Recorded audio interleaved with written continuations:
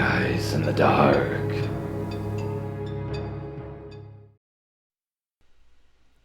This past year in college, we had a ghost named Gideon living in our dorm who has been following my roommate from place to place, or so he claims.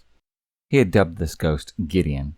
He would hear his name, claim that his bed was being shaken in the middle of the night, things like that.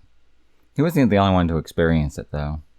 As the school year went on, Gideon began to get comfortable with all of us. Activity became frequent. When alone, I've heard faucets running, so I looked about. I found nobody to be in the dorm apartment. I've heard knocking on my door, and when I opened it up, nobody would be there. When I mean knocking at the door, I mean quick little raps of about 3 or 5 knocks every time I'm alone in the dorm apartment, with my bedroom door closed. Every once in a while, late in the night, I'll hear a loud slap on my door, or on my wall. I have a metal water bottle I keep on the windowsill. One night it sounded as though someone was just picking it up and setting it down softly. Just enough so that the metallic clinking on the still, which happened to be made of concrete or something like that. I once had heard a noise as though something had fallen off of my desk. When I woke up, my chapstick was on the floor right beside my bed, which had originally been standing up in the middle of my desk. I heard it drop to the floor the night before, but my windows were closed and my fan was off, so I don't know how it could have gotten there. Something had also tried unlocking my roommate's door from the outside. He found little scratches from where the door meets the frame, and the catch on the floor that was scratched as well. I had a guest spending the night. They saw some strange shadow moving on the ceiling. We tried to recreate the shadow, but we couldn't. The shades were down, so there wasn't too much light coming in at the moment. My roommate was alone, happened to see somebody out of the corner of his eye walk right past his room. It doesn't sound weird, but the figure was walking towards the wall. That's just windows. And there's nothing there other than a couch. When he left his room to see who it was, there was nobody there, and nobody could have gone anywhere, being that we were on the 5th floor. One afternoon, my other roommate, the one who had brought Gideon with him, of course, saw a shadow figure walk into one of the bathrooms. One night, I had experienced a loud knock on my door. I said, "Yeah." I got up and opened up my door. There was, of course, nobody there. And at the same time as I opened up my door, my roommate across from me opened his door, claiming somebody knocked on his door. He thought that it was me. I happened to think that it was him. We had our doors knocked on at the same exact time. I never felt Gideon was a bad presence. Just kind of there and doing his own thing. There was never anything bad that happened to any of us having him there, other than an eerie feeling being alone in that place, as though you weren't entirely alone, aside from the things moving around and the doors being knocked on. 8th grade English teacher. You know how every kid says to their parents, "My teacher just hates me," when they get a bad mark in school? This actually, I swear to this day, was really true. This teacher really just hated me, and I have no idea why. I wasn't a troublemaker. I didn't talk in class or make smart-ass comments. He just didn't like me for no reason that I'll ever know. Anyways, we had these journals that we had to turn in every week. One week I didn't get mine back. He said that I got no marks for my journal because I didn't turn it in. Except, I know I did. He called me a liar and said that I would have to purchase another journal and just turn in next week's assignment. By the way, we couldn't use regular journals. We had to have these special stupid ones that he insisted on for some reason, because I tried to hand in the next assignment on paper, and he refused to accept it. For a few weeks, I kept asking him to return my journal. He kept telling me that I was a liar, and getting zeros for my journal entries. I was afraid to ask my mom to buy me a new one, because my parents used to be fairly cheap, and I thought I was going to get in shit for supposedly losing it. So one day when my teacher left the classroom to go to the bathroom, in front of the entire class, I marched over to his bag, rifled through it, and found my damn journal. I turned it in the very next week with a journal entry, and he never said a damn word about it. That wasn't the end of it, though. Shortly after, we had an essay assignment. I poured my heart into this one, and on the day that we got our marks on it, he came into class, and then loudly proclaimed in front of everyone, "Another F, Chaos Cat. I don't know how you can turn in work like that to me. You are now failing the class." I was beyond mortified. I literally ran out of class crying. It still upsets me to this very day. college professor, abnormal psychology. Not only was he overly homophobic, but his English was extremely hard to understand. He literally taught straight out of the textbook. Like he would say, let's look at the third paragraph on page 35. His tests had been Xeroxed so many times that they were just covered with little black spots, and you could get the answers from people who already took the class. And he repeated, "Is that so?" so many times that I finally started counting them. 168 in a 3-hour period, by the way.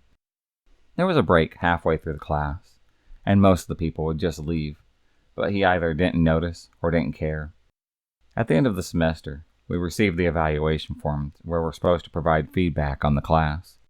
Usually people would just go through the motions, but everyone turned it over and then started writing furiously on the back, complaining that this dude should not be teaching anybody. This was back in 1998. Well, guess what? He happens to still be there. I moved a lot growing up. By the time freshman year of high school came around, I had moved 7 or so more times. So it was about a year and a half into my most recent move. I had found a pretty close group of friends in middle school, and we all went to high school together. I met him through one of those close friends. They were in band together, and even though he almost was 4 years older than us, we welcomed him into our group. Sam was easily twice my size, tall and heavyset, and originally kind of intimidating. Although I was never afraid of large men before him.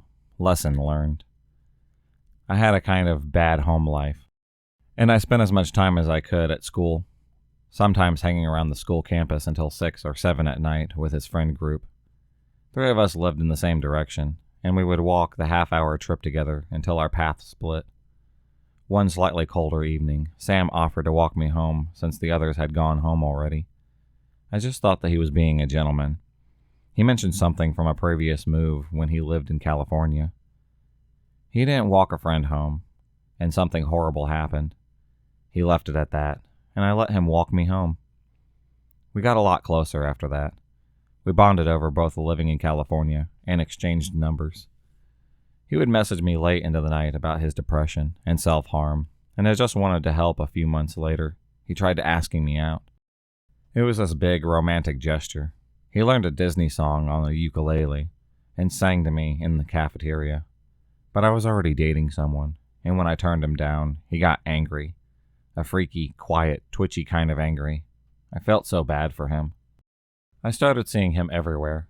We were still friends. We still hung out in groups. But I would pass him on the street walking somewhere, and a few minutes later I'd see that he changed directions and had started to follow me. He would walk me to classes by following me in passing period at a distance. I started to minimize the group time we spent together, and he would follow me even more. I had friends meet me at each class and walk me to the next one because I felt unsafe. He knew where I lived. Then he started to talk. Not to me, but to mutual friends about that one girl in California who he tried to walk home. At first, he just shared my name. Some crazy coincidence. Then she had the same brown curly hair and blue eyes. And every time he rambled about her, she became more and more like me. And then he said what happened. Over literal weeks, this fantasy evolved. They were walking home, and they were jumped by some guy with a knife. It was a robbery gone wrong on her birthday, January 24th, which was my birthday. And she died horribly, and he couldn't react in time. She bled out in his arms. Sarah, who has brown curly hair, blue eyes, my name, my birthday, and sounds just like me, bled out in his arms. Each retelling added more and more detail, and this guy with his sick fantasy about my death would follow me around and knew where I lived. My boyfriend was abusive, mentally and physically, but I stayed as close to him as I could, even whenever I could, because if the worst happened, I knew for sure he would throw a punch. I never felt safe at school, or in our little town walking home from school in the dark. One day he had a breakdown, freaking out, and ran out of the school in a panic. I was sent after him, and I found him curled up on the floor. I got closer. I knew about his anxiety and depression, and my safety aside, I wanted to make sure that he was okay. It was then that he told me his horrifying story that I had been hearing from mutual friends, with added detail. He had been walking home from a concert in California. We passed a dark alley, and a homeless man came out with a rusty knife and asked for anything valuable. I fumbled for my phone. I didn't have anything else on me, and he thought I was calling the cops. He stabbed me once, twice, again and again, and Sam stood there horrified. He saw red and grabbed a broken glass bottle near my body and attacked the homeless man. He killed him with his own knife, told me he killed someone. My stalker had killed someone.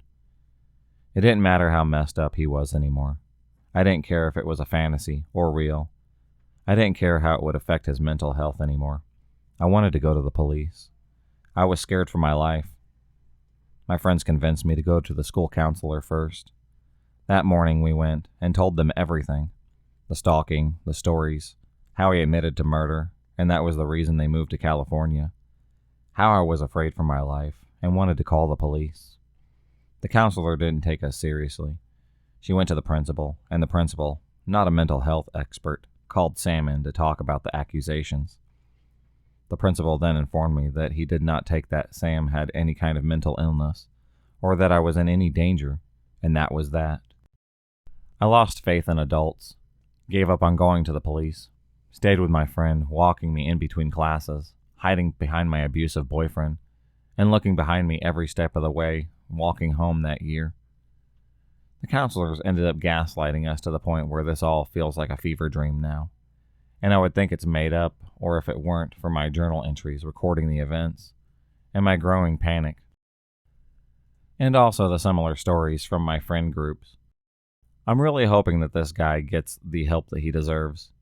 I really know that he has a mental illness, but nobody is doing anything about this. If you enjoyed this video, please subscribe, like, and hit the bell for notifications on future videos and become a stalker of the night. And I'll see you next time.